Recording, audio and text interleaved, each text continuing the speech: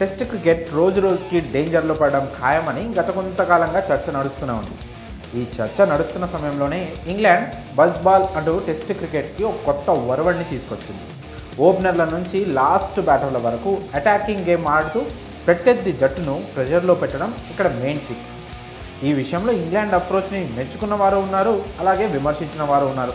ఈ buzz ball cricket వల్ల కొన్ని అద్భుత విజయాలు వచ్చాయి, అలాగే కొన్ని పరాజయాలు కూడా చవిచూశాయి. కానీ టెస్ట్ మ్యాచ్లకు మాత్రం ఖచ్చితంగా ఆదరణ అయితే పెరిగింది.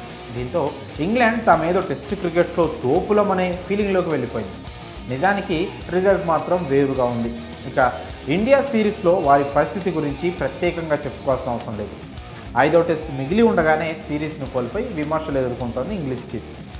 వరుస పరాజయాల నేపథ్యంలో ఇంగ్లాండ్ ఆటగాళ్లు ఒక్కొక్కరిగా నోరు జారుతూ వచ్చారు.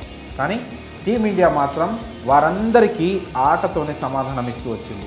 అయితే తాజాగా జరిగిన ప్రెస్ మీట్లో మాత్రం team India captain Rohit Sharma British టీంపై పంచులతో చెలరేగిపోయారు. దీనికి కారణం ఆ జట్టు ఓపెనర్ బెన్ డకెట్ చేసిన కామెంట్సే. 3వ టెస్ట్లో ఇండియన్ ఓపెనర్ జైస్వాల్ డబుల్ సెంచరీతో వీర విహారం చేసిన సంగతి అందరికీ గుర్తుంది. డకెట్ ఆ మ్యాచ్ తర్వాత జైస్వాల్పై పొగడ్తల వర్షం కురిపించాడు. కానీ జైస్వాల్ టెస్ట్ క్రికెట్ అంత ఫాస్ట్గా ఆడడానికి తమ బజ్ బాల్ కాన్సెప్ట్ కారణమని, తమ అప్రోచ్ ఎంతో మందిలో మార్పు తీసుకొచ్చిందని డకెట్ ఏవేవో కామెంట్ చేసి ఇంగ్లాండ్ క్రికెట్ స్థాయిని పెంచుకునే ప్రయత్నం చేశారు. అయితే ఇంగ్లాండ్ ఓపెనర్ చేసిన ఆ కామెంట్స్కి టీమిండియా కెప్టెన్ రోహిత్ శర్మ ఇప్పుడు దిమ్మ తిరిగే ఆన్సర్ ఇచ్చి అందరి నోర్లు మోయించాడు.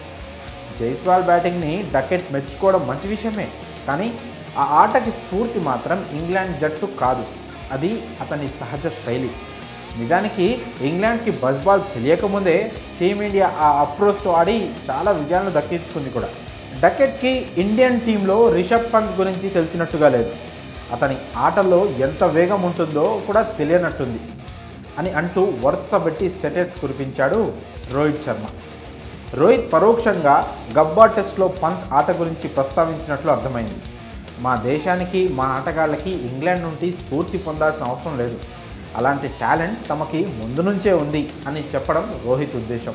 అయితే ఈ సమయంలో కొంతమంది అభిమానులు ఇంగ్లాండ్ టీంకి సెహ్వాగ్ బ్యాటింగ్ గురించి కూడా తెలుసుకోమని సలహాలు ఇస్తున్నారు. ఇక సెహ్వాగ్ ఆట ఎంత వేగంగా ఉండేదో ప్రత్యేకంగా చెప్పుకోవాల్సిన అవసరం లేదు. మరి ఈ విషయంలో రోహిత్ చేసిన కామెంట్స్పై మీ అభిప్రాయాన్ని కామెంట్స్ రూపంలో తెలియజేయండి.